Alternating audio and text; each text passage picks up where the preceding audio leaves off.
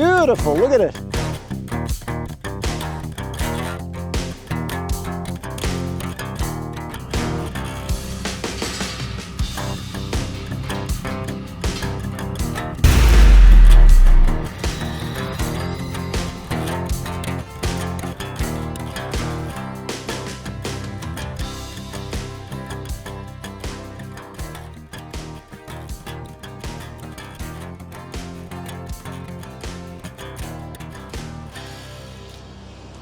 What's happening? A little town called Skipton today. Beautiful day today in the peak of winter. And I just stopped to have a look at this. Look at this masterpiece here. 1871, St Andrew's Church, Presbyterian Church, built in 1871. That's not what I came for, but I'm showing you anyway because it's, look at that steeple up there. That is crazy. It's even got like gargoyles or something hanging out of it, looking super creep show. I like this little church. All bluestone. It's got like quartz rock everywhere around it. Grass growing through it, obviously, but wasp nest or a bee's nest. Yuck. I'm not going up there to hang out with them. But this steeple up here, I'm telling you, it looks like it's on its last legs. I reckon one more decent storm and that's gonna eat shit and end up hard on the ground. What do we got around this side? What do we got? Plenty of old chimneys hanging out of it.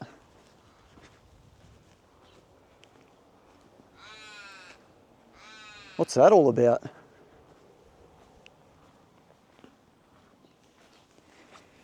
Anyway, what we're here to do is I've been asked by a few viewers about the Skipton Cemetery.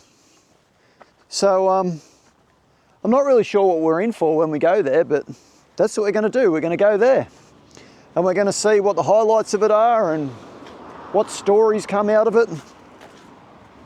I don't know what more to tell you until we get there. So let's get after it, man, and go and find the cemetery. Let's do this. Hey, just quickly, I came across this on the way. This is not what we came to see, but I like this too. Look at that. What a classic. 1924.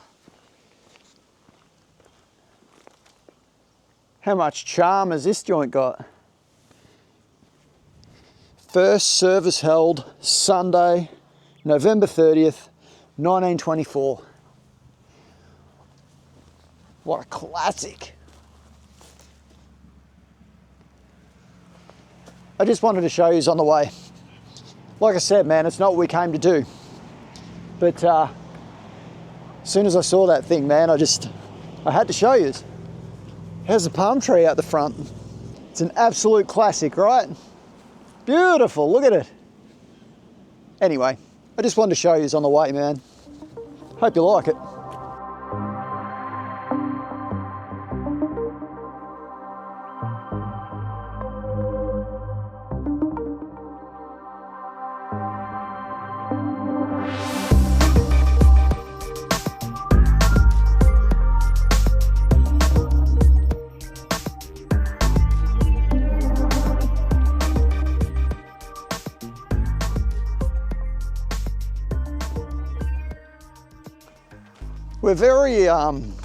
We're very rural, if there's such a thing. I mean, this place is, this is just surrounded with farmland. I mean, you can see over in the distance over here, we've got some silos. It's very agricultural. Even over here, it gives me that real agricultural vibe. From, you know, where we're accustomed to, we're normally, you know, we're normally doing gold fields, gold rush sort of cemeteries. This is quite different. I can't put my finger on what it is. The only thing that I can say is that it's quite rural. These sheds and stuff over here, which are a part of what looks after the premises, is probably the tractor and the backhoe or whatever over there. And you know, some basic service stuff, but it still looks real farmer sort of a genre. The graves, I guess graves are graves, man. Like you don't really, you can't really put a time set on a grave or a graveyard. There's nothing jumping out at me. Down the very back, down here, I can see there's some definite old school looking stuff. We're gonna go and check them out. I like the real historic parts. There's one over here which is sticking up to me. If you have a look, this fancy one up over here, that's the one. I don't know whose this dog is, but it's following me around. He just wants to be friends, I think. We're hanging out a little bit, me and this here dog. Look at him. What's up, dog? Anyway, he's in his own little world. But this one over here is super, wow, it's actually pretty special looking. Check that out. Come on, come with me, let's have a look. Let's see what it says. I'm intrigued. I'm very intrigued. I've not seen one like this before, man. What is that? Wow, look at the scribing and scripture and masonry work.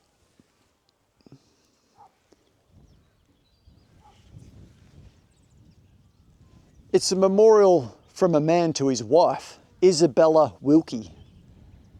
16th of May, 1893.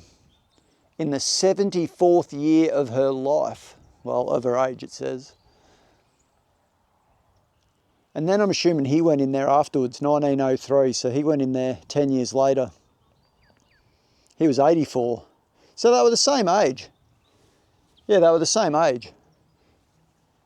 She died at 74, he died at 84 10 years later. Wow. There's got to be, oh, look what's down the bottom. That's your boy, F.W. Commons. Wow. That makes sense as to why this thing's such a masterpiece. F.W. Commons. If you guys haven't seen the F.W. Commons videos, I suggest you sit through them. There's, I think there's 2 or 3 in the series that I've done. I broke that up over a few videos. But F.W. Commons was the guy that made a lot of the, well, he made this stuff. That's what he did. And I presented the best story that I could on what information I had at hand on his life. But this is big, man. Look at the size of this. Like, it's not... Even the one beside it is a whopper. Who have we got in there? Gardeners. G-A-R-D-I-N-E-R. Gardiner? Or Gardner? Probably Gardiner. I don't know if I'm saying that right. This is another big one. It's got them, I don't like them. It's got them archival lead flowers. Yuck, they give me the creeps, man. And that one over there with the fishbowl upside down on it, that gives me the creeps. That's creepier than the whole cemetery. But I want to get a closer look at this. This is, wow, this is a masterpiece. I don't want to walk on it, right? I'll sneak up the back so I'm not walking on everybody. Look at the work that's gone into that. This is cool, mate. Wow, little angels in here. Look. Holding them little ring things. That's sick. Look at just the fine stonework that's gone into... Anyway, I'm starting to sound like a bit of a chalky or whatever. Starting to sound a bit nerdy on it, but I don't want to geek out on it too much, but it's a real masterpiece, mate. This Andrew Wilkie guy must have had some money, because that wouldn't have been cheap by any stretch. That's one of the most carved out monuments I've seen F.W. Commons do. I mean, I've seen a lot of his stonework, and the videos that we done on F.W. Commons are going to present that. But this carving here is really special, and it would have been just an absolute, friends or not, it would have been an absolute fortune. So yeah, I'm assuming Andrew Wilkie had quite a bit of money to spend, and his wife was obviously super worth it to him to spend that kind of money. Here's another big plot. It's just down a little bit further. It's the same size, superb ironwork on this. Look at this, old school castings. It's all solid too, like there's no hollow bar on this stuff. And this is in superb order, like nothing's mangled, nothing's fallen in. We've got 1853, Robert Magnab, M-A-G, or is it Mac? I think it's a G. Magnab, 28th of June, 1853. That's 2 years after the gold rush. Well, the start of the gold rush. Aged 43. Oh, there's another one in there too. William, 1950, 100 years later? No, 1850. 1850, it is an 18, yeah, 1850. I've got a funny inkling that this has been erected afterwards. I might be wrong, but this stonework down the bottom here looks a little bit later model than what they were doing around the 1850 sort of gold rush time. Look, I might be wrong. It looks a bit newer to me, like future descendants had erected it. I might be wrong. I'm only having a punt at it. We got here, this is another fancy looking one. I haven't seen a headstone like this before either. Look at this one. This has got a lot of, what would you call it, carving, scripture. Superb quality, like absolutely superb. It's on a little bit of a lean. I didn't bring the digital spirit level to mock anybody, you know, but it is on a bit of a lean. 1921, 1919, last person interred here, 1931. So it's approaching 100 years old. A lot of these graves out here are borderline what I would call modern death. We're getting some very late model headstones out here, so they're probably within the last 20 to 30 years. Ones like this guy right here in front of us are probably more from the 70s, maybe the 60s, but 70s I would say. I don't really cover them, you guys know that. I'm more here for the old stuff. There is another big one over here that's got some fancy stonework carved out of it. I want to go and have a look at that. I reckon that's next. Let's go over there. Dudes, it's not always about what's the biggest and the best. But to me, they're just what stand out, yeah? Everyone else is probably the same. You know, they walk around a small cemetery like this. It's worth noting there's 1,220 memorials in here, according to Find a Grave. So that's not many, really, for something that's been established for so long. I'm not sure when it was established. I might look that up. I think it said something about like 1860. Nah, it would have been earlier than that because there's graves over there at 1850. Anyway, I'm not sure. The reason I'm stumbling here is pretty simple, right? I don't know what year it opened, and it seems that they don't really know either. It states that it was gazetted in 1861, but they've also owned up to the fact that there was graves put there much earlier than that, including the Reverend.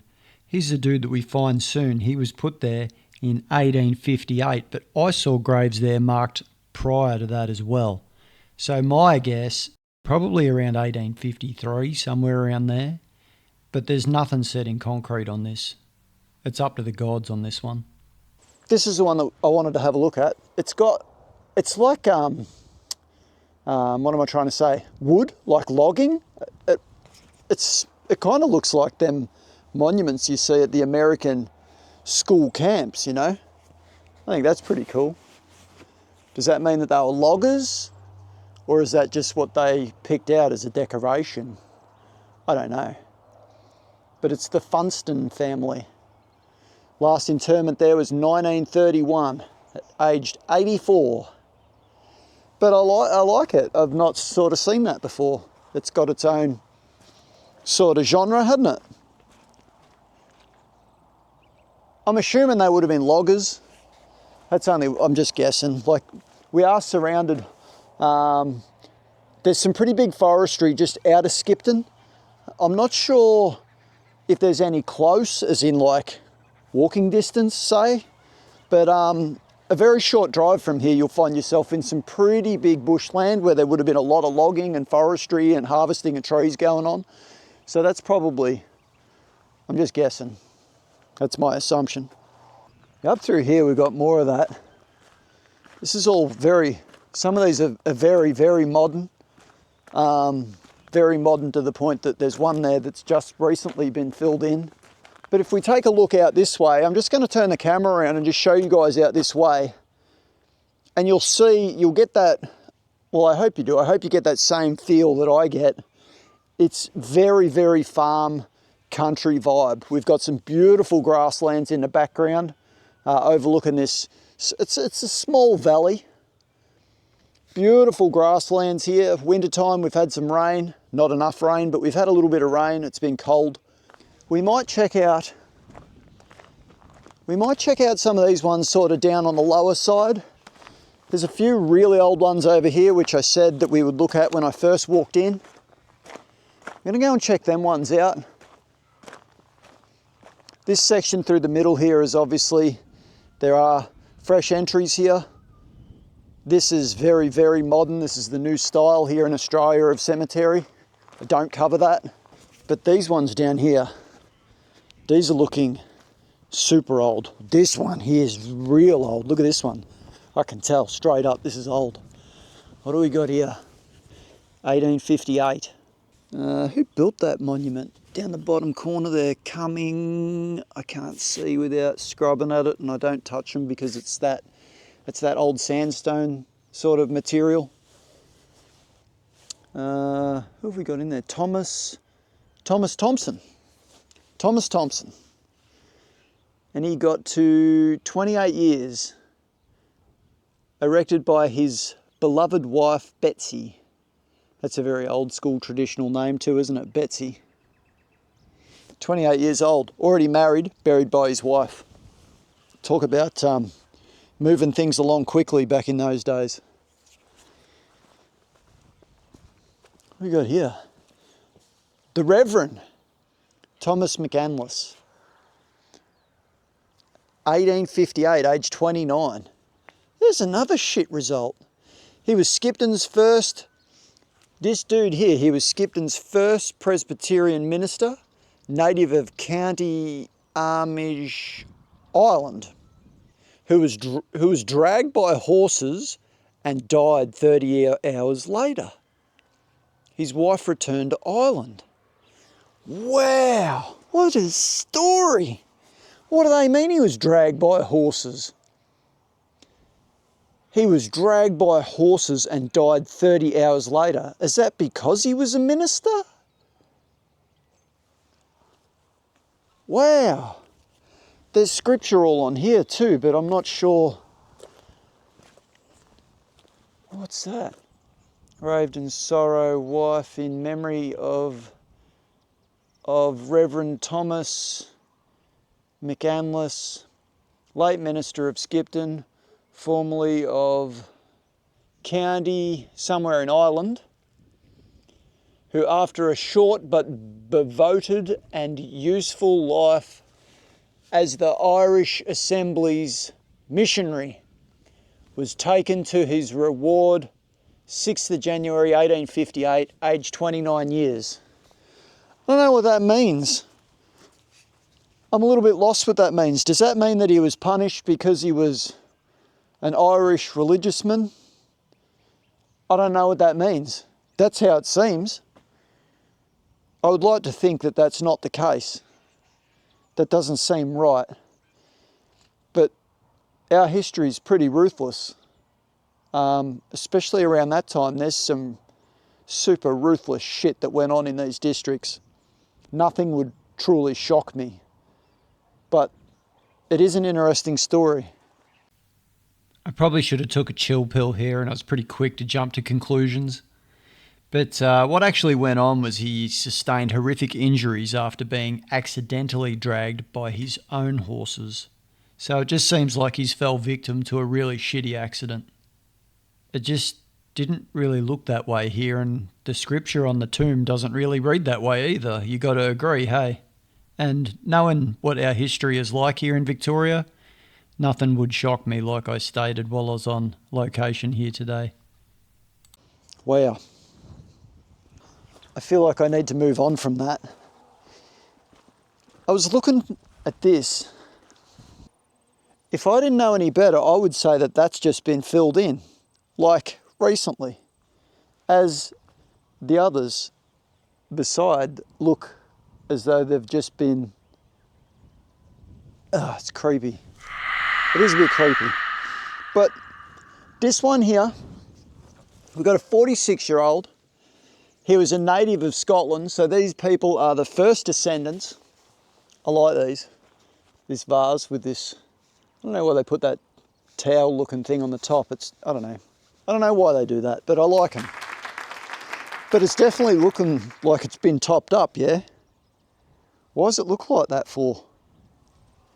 I know when they sink a bit, the people that run the cemeteries, they come along with a tractor or whatever and they top them up a bit. They don't want sinkholes. Number one, they're daunting and ugly. Number two, they're a hazard. Like people fall in them. But then, is that why they fill them in? Because if you look around the ground here, none of it's flat anyway. No pun intended, but I mean, look at this all cut out here. Like you want to smash an ankle up, like walk around here in the mud, like. Anyway, I'm rambling. What do we got in here? Memory of William Anderson. Died April 5th, 1867, aged 18 years. Shit result. 18 years. 18 years. And it's worth noting too that this monument, Nath Brown Geelong built this monument.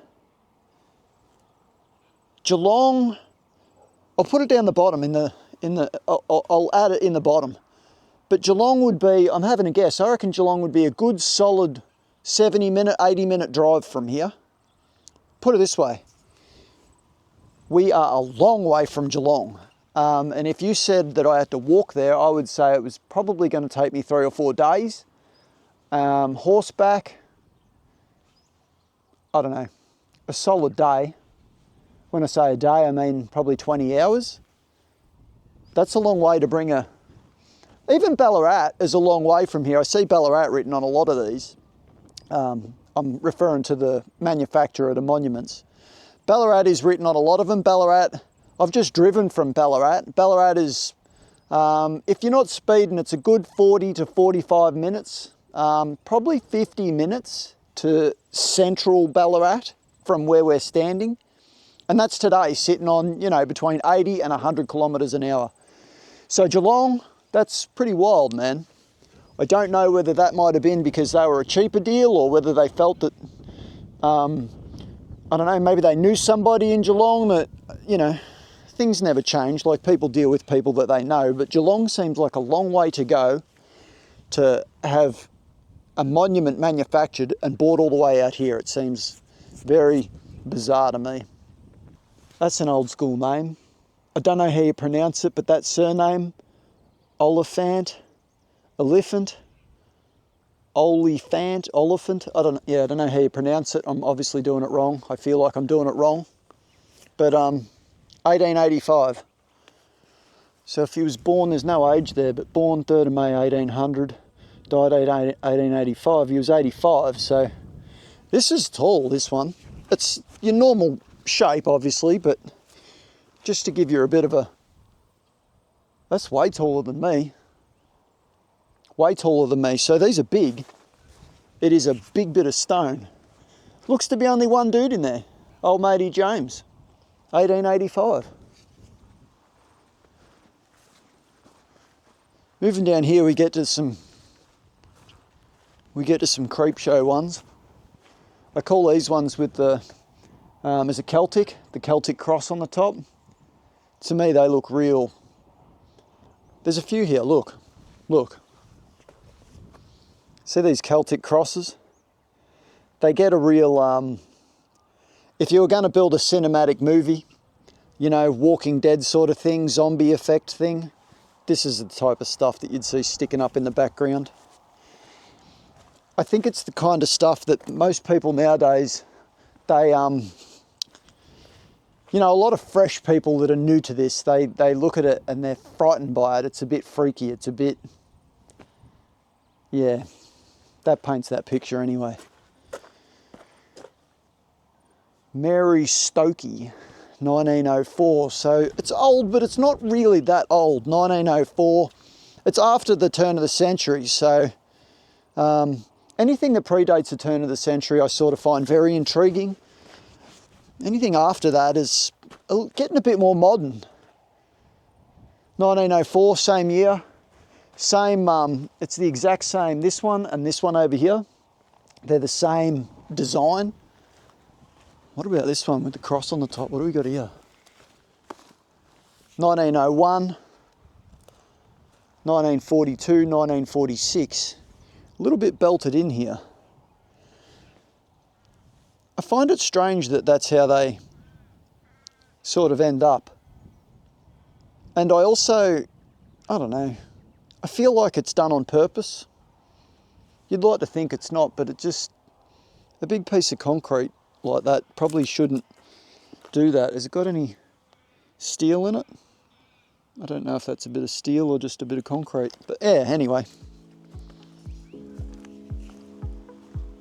Damage wise, I think it's, to be honest, it stacks up pretty good out here. It's too far away to have hoodlums and stuff hanging around, or they're not hoodlums, they're arseholes hanging around. There's probably a fair line in the sand here because we're too far away, really. There's no major city close by. It's like I said when we came in, man, it's super rural. It's very farmer sort of country out here. And they're just more, I don't know, it's not that anyone's a better person than the other, but they're just more humble, you know. They're just, I don't know, they just carry themselves a little different out here. And it shows in their cemetery. I mean, would I say it's as neat as a pin? No. Is it well kept? Yeah, it is. Is there any damage? Nah, there's really not. This is big. Same design as the other two that we just looked at, 1, 2, but it's just steroid sort of bigger, like pumped up. This is the bodybuilder version. 1929. It's really not that, it's not quite 100 years old. So this section down the corner here must be like, I've sort of, on a rough sort of a glance, 1900 to about 1940. And that's sort of the genre of those, well, not those, but like that era. When it comes to the older graves here, there's not many. That Reverend one that got bloody dragged around by horses, that was wild. I haven't seen many children, if any. Not to say that they're not in here, but there's no super sad stories that I've come across to speak of, which is, I guess that's good, man. That's nice, you know. I want to see like the plague coming through, taking all the kids out. Although that's how it went down, I can assure you. Maybe I spoke too soon.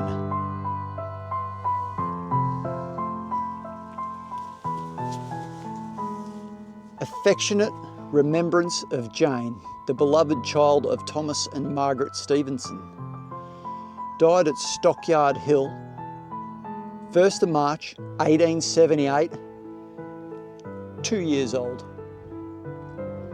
Little Jane.